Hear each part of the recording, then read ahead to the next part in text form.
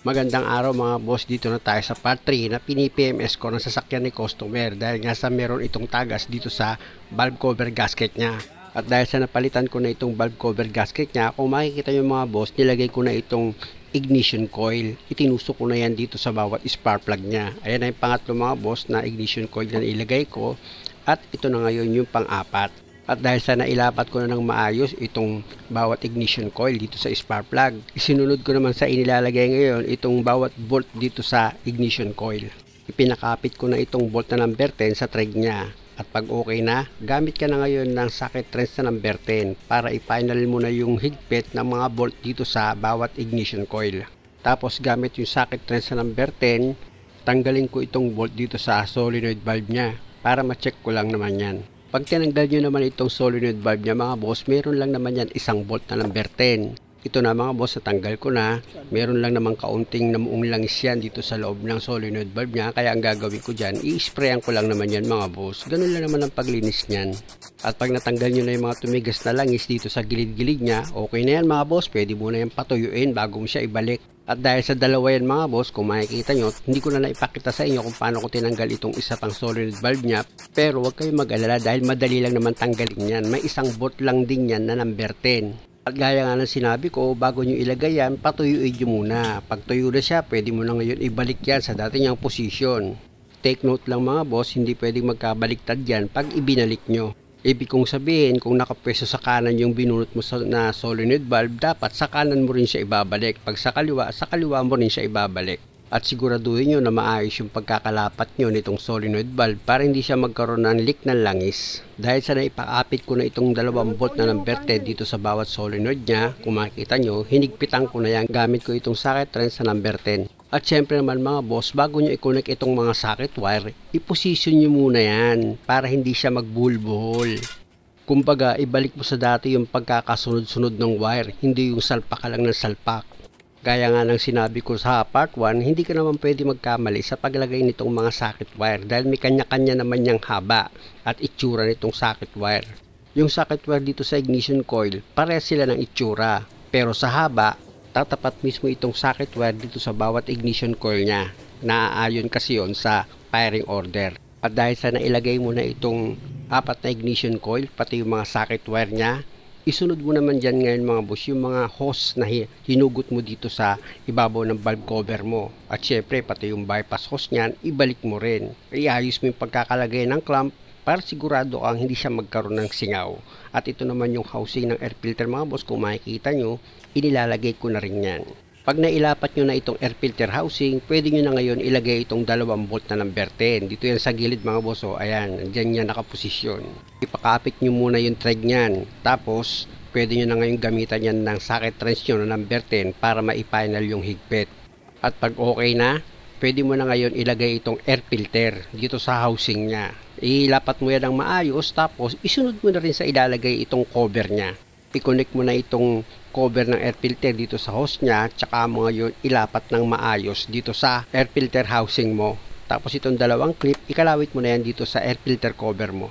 O di ba mga boss, kung ganitong klase yung sasakyan nyo, hindi naman mahirap i-DIY yan, napakadali lang, hindi kayo uubos dyan ng isang araw. Kasi hindi naman lahat natatanggalin mo na nakaharang dito sa valve cover ay sensitive. Yung iba dyan, napakadali lang, ililihis mo lang. Kung meron siyang hose, tanggalin mo yung hose, tapos ilihis mo lang, ganun lang naman. At yung mga sensor naman ito mga boss, iingatan nyo lang naman yan. Siyempre, pag nag-disconnect kayo ng sensor, importante na yung pipwestuhan yan, yung hindi sa madadamage. Dito naman ako ngayon sa air filter box. Ayan naman yung ilalagay ko mga boss. Dahil nga sa yung tinuro ng daliri ko, may pagtutusukan ka ron. Ayan mga boss, ayan, itutusok mo siya dyan para itong air filter box mo hindi siya gagalaw-galaw.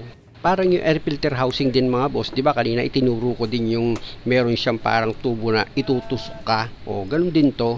Kaya nga paulit-ulit kong sinasabi sa inyo, yung pagtanggal nyo ng mga parts dito sa ibabaw ng makina, hindi naman kayo dyan maliligaw kasi meron siyang guide. Alam nyo mga boss, ang hangad ko lang naman, matuto kayo o kaya magkaroon kayo ng idea para kahit papano, kapag nagkaroon kayo ng problema, hindi kayo basta-basta mapapagastos ng malaki. Kaya nga sa bawat video na ginagawa ko, di ba lagi yung naririnig, madali lang yan. Totoo naman madali lang yan. Sabi nga ng mga basher ko na mekaniko, Basic lang daw ang alam ko. Totoo naman yun mga boss, lahat ng ginawa kong video, puro basic lang yan. Kaya sinisigurado ko sa inyo na kayang-kaya nyong gawin. O may nagpapatunay naman di ba? Yung mga mekaniko na basher ko, sila yung nagpapatunay na madali lang gawin yan. Balik na ako sa trabaho mga boss dahil sa nailagay ko na yung air filter box niya. Dito naman ako sa wire ng alternator. Madali lang naman itong wire ng alternator mga boss dahil magkaiba naman yung position nitong wire. Yung isa socket, isasaksak nyo dito sa alternator. Yung isa naman mga boss, itutornilyo nyo yun. O paano kayo maliligaw? Paano kayo malilito? Kaya nga sabi ko sa inyo, wala kayong pagkalito pag kayo ang gagawa ng sasakyan nyo kung ganitong klase.